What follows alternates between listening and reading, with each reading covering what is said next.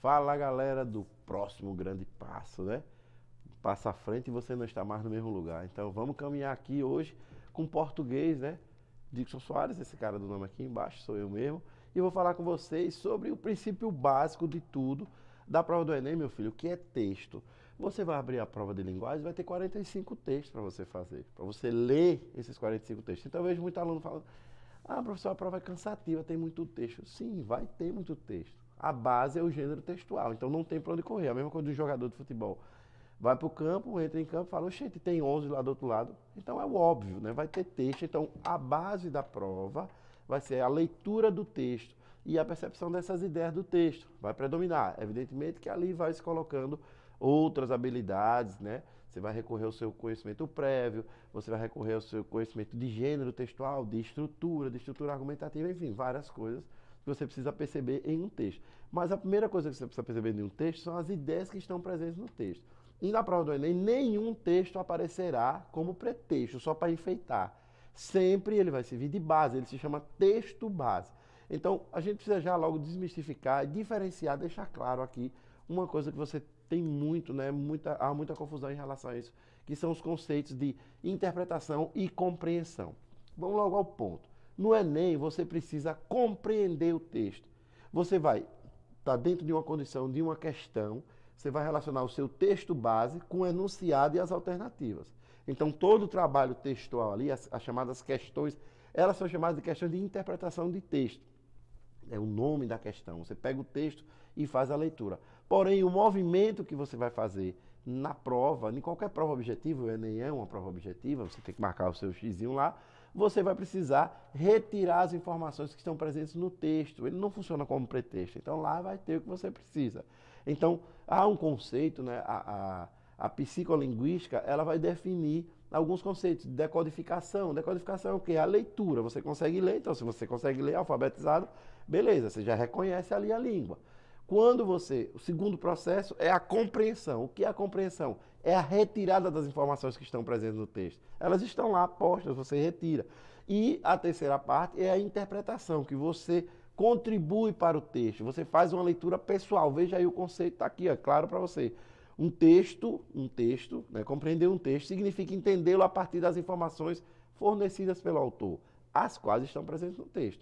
Já interpretar é fazer inferências, apresentar deduções ou conclusões a partir do texto. Resumindo a parada, a compreensão está no texto e exige do leitor atenção ao que realmente está escrito. A interpretação, apesar da conexão com o texto, ela vai além.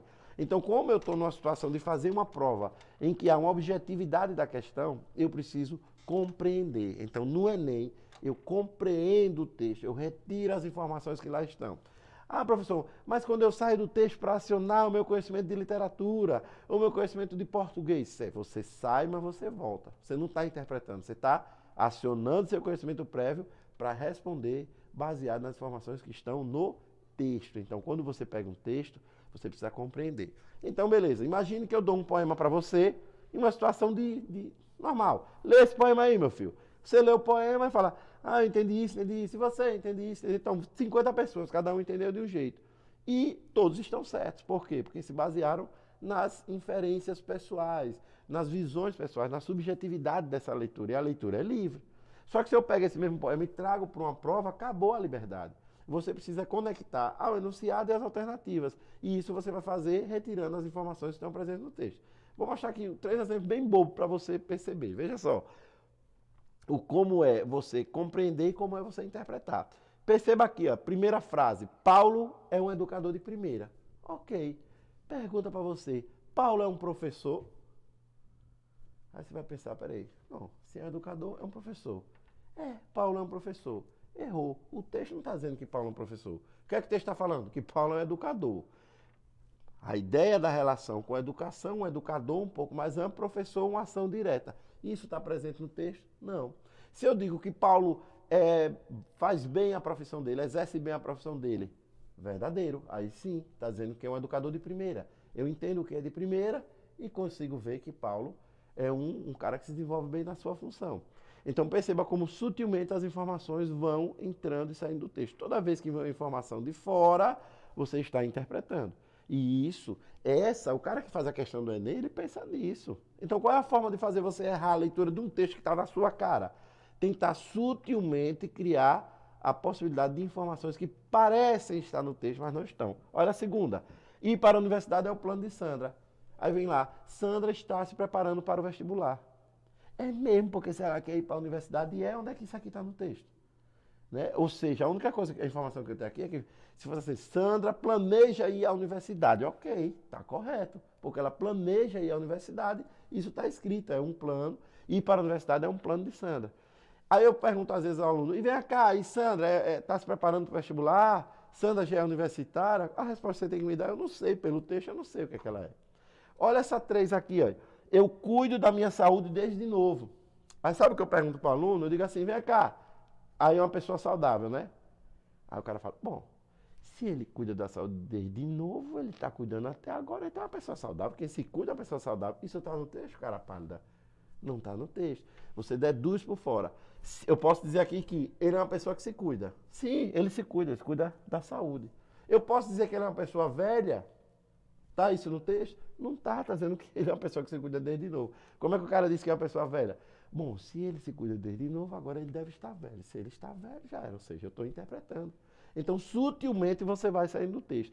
Aí você fala, Dixon, mas assim, uma frasezinha pequena, mas lá no Enem cai um textão. Ótimo, maravilhoso. Quanto mais texto, quanto mais linha, mais informação.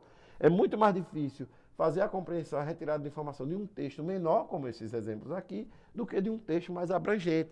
Então, a leitura lá, ela vai se dar, nas questões de interpretação, elas vão se dar dentro dessa condição. Veja, eu chamo questão de interpretação, só que você tem que compreender o texto, retirar as informações que lá estão.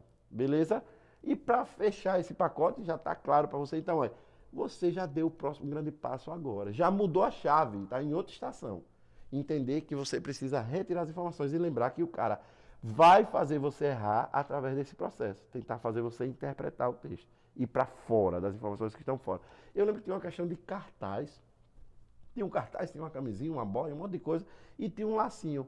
E ele falava lá para fazer a leitura do cartaz e uma das alternativas dizia laço como elemento de ligação, como elemento de ligação entre duas partes, e tinha outro dizendo laço do combate à AIDS. E aí tem gente que fala, é mesmo. O menino uma vez marcou, é esse mesmo, professor, combate à AIDS, é esse laço. Eu falei, como é que você sabe? Não, porque minha mãe é enfermeira, ela me disse, eu já sei esses laços. Aí até brinquei com ele, eu tinha bastante intimidade, falei, sua mãe está no texto? Não, professor, não está, então pronto, não faz parte do texto, essa informação veio de fora. Então, quando a informação veio de fora, você está interpretando. E aí é a tentativa do cara de lhe tirar do texto, de fazer com que você deduza algumas coisas. Então, aqui você tem o resumo de tudo. Você vai buscar o azul, a compreensão, a retirada de informações do texto e a impessoalidade. Vai lá e retira. Interpretação, informações de fora do texto e entra a pessoalidade. Então, isso vai fazer, né, toda a diferença na hora da leitura, na hora da busca dessa leitura no texto. E você vê aqui no final, no Enem, 3 tipos de questão sendo cobrada. 3 tipos. Linguagem só tem esses 3 tipos. Leitura e compreensão de texto. Você vai usar essa técnica que eu lhe ensinei agora. Retira as informações do texto, observe. E às vezes você vai perceber o seguinte. Às vezes você consegue achar o gabarito, que eu chamo de gabarito passivo.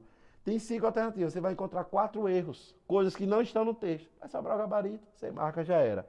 A leitura compreensiva, veja, sempre. Nas 3 tem. Leitura compreensiva mais o gênero, que é quando ele direciona para a estrutura do gênero textual que ele escolhe, que pode ser um poema, pode ser um conto, pode ser uma notícia de jornal, enfim, qualquer gênero que ele escolha esteja adequado à relação ali do texto dentro da prova do Enem.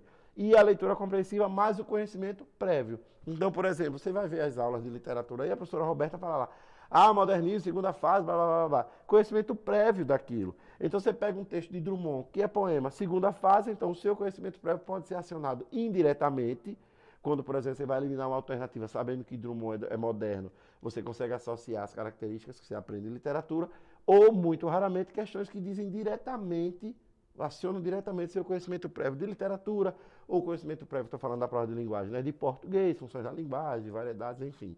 Coisas que você aprende dentro do ensino médio. E por isso que é o Exame Nacional do Ensino Médio. Então, se ligue, muda essa chave, né? Porque agora você tem que compreender o texto, beleza? E vamos para frente, que para trás não dá mais. Precisamos dar o próximo grande passo.